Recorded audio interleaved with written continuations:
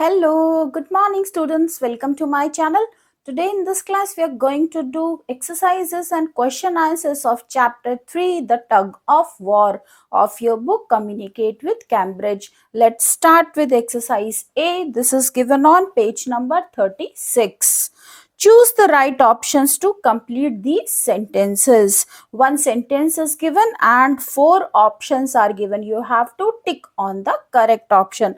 Let's do it. First one, what Wundla loved most was, and the correct option is A, to trouble other animals. Number 2, Wundla boasted too. The correct option is B, rhino and hippo, that he could beat them at tug of war.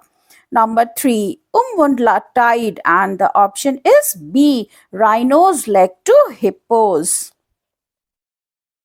Next, we are going to do exercise B. Answer the following questions. Question number 1 is, why did Wundla say he was stronger than rhino and hippo? Wundla ने ऐसा क्यों कहा कि वो rhino और hippo दोनों से ज़्यादा strong है? Answer is, Wundla said he was stronger than rhino and hippo because he wanted to provoke them into playing a game of tug of war. मुडला ने कहा कि वो राइनो और हिप्पो दोनों से ज्यादा स्ट्रॉन्ग है क्योंकि वो उन दोनों को टग ऑफ वॉर रस्साकशी के खेल के लिए उकसाना चाहता था। Question number 2, what did Mundla challenge Hippo to do? Mundla ने हिप्पो को क्या करने की चुनौती दी? Answer is, Wundla challenged Hippo saying that he could beat Hippo in a tug of war. Wundla ने हिप्पो को ये चुनौती दी कि वो हिप्पो को टग ऑफ वॉर के खेल में हरा सकता है।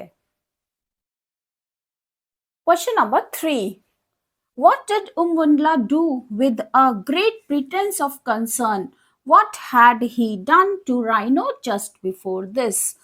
वुंडला ने बहुत ज्यादा चिंता दिखाते हुए क्या किया?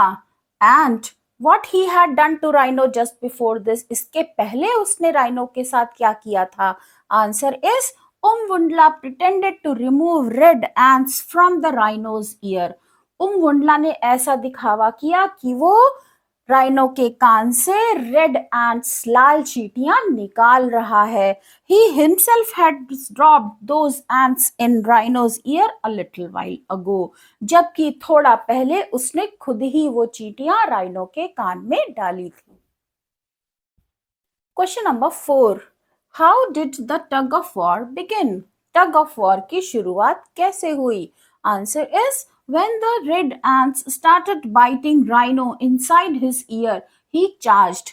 जब लाल चींटियों ने राइनो के कान में काटना शुरू कर दिया तो वो चार्ज हो गया, उसने हमला कर दिया, कर खड़ा हो गया। As one end of a rope was tied to his leg and the other to hippos, the latter was pulled. और जैसा कि रस्सी का एक हिस्सा उसके पैर पे बंधा हुआ था और दूसरा हिप्पो के, तो जैसे ही वो चार्ज हो गया हिप्पो का पैर भी खिंच गया। This made him angry and he too pulled, इससे वो भी नाराज हो गया और उसने भी खींचा अपनी तरफ। This is how the tug of war began, और इस तरह से टग ऑफ वॉर की शुरुआत हो गई। Question number 5, when did Hippo and Rhino realize that they had been tricked? What did they do then? Hippo और राइनो को कब इस चीज का एहसास हुआ कि उन्हें बुद्धू बनाया गया है, और फिर उन्होंने क्या किया? Answer is, when Rhino and Hippo saw Wundla laughing, they understood that they had been tricked. जब राइनो और हिप्पो ने वुंडला को हंसते हुए देखा तो उन्हें समझ आ गया कि उन्हें बेवकूफ बनाया गया है। They charged at Wundla to punish him, और उन्होंने वुंडला को पनिश करने के लिए, उसे सजा देने के लिए उस पर हमला कर दिया। Question number 6, why is rhino bad tempered even to this day? आज तक भी राइनो गुस्से वाला क्यों है? Answer is, Rhino is bad tempered even to this day because He believes that the little red ants are still in his ears. Rhino आज भी बहुत गुस्से वाला है क्योंकि उसे लगता है कि वो लाल चींटियां अभी भी उसके कानों में हैं. Next, we are going to do exercise D, think and answer. Question number 1 is Hippo thought Umwundla was acting silly. Do you agree? Hippo ने सोचा कि उमवुंडला बेवकूफी कर रहा है. क्या आप इससे सहमत हैं? Answer is no. Umwundla was not acting silly. He was trying to play a trick on Hippo just to have fun. नहीं, उमवुंडला बेवकूफी नहीं कर रहा था. वो तो केवल मजे के लिए हिप्पो के साथ एक ट्रिक प्ले करना चाहता था. Question number 2. Both hippo and rhino were tricked by Umwundla.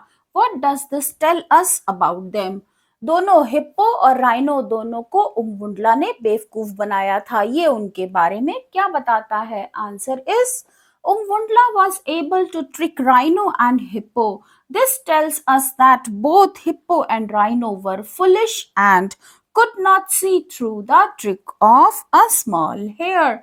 उमवुंडला Rhino और हिप्पो दोनों को बेवकूफ बना सका. ये बताता है उनके बारे में कि वो दोनों बेवकूफ थे और छोटे से खरगोश की ट्रिक को नहीं समझ सके. So students, that's all in this video. We have covered all the question answers. I hope you have understood. If you like the video, then don't forget to press on like, comment, share and subscribe. And in the comment section, if you have played the game Tug of War, please do write to me with your name. I'll read out your name in the next video. See you soon. Till then, bye-bye. Have a good day.